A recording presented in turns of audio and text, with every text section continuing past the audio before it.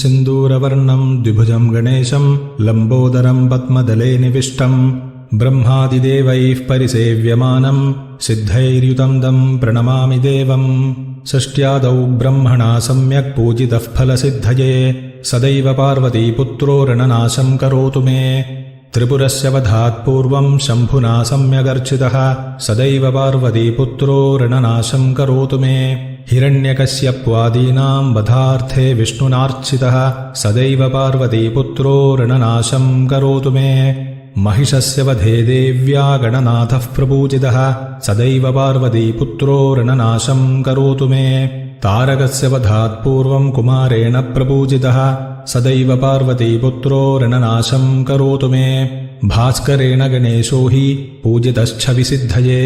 सदैव पार्वतीपुत्रो रणनाशं करोतु मे शशिना कान्तिवृद्ध्यर्थं पूजितो गणनायकः सदैव पार्वतीपुत्रो रणनाशं करोतु मे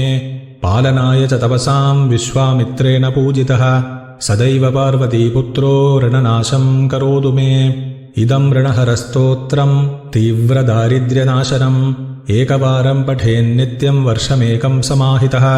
दारिद्र्यं दारुणं त्यक्त्वा कुबेरसमतां व्रजेत् ॐ गणेशरणं छिन्दिवरेण्यं हुं नमः फट्।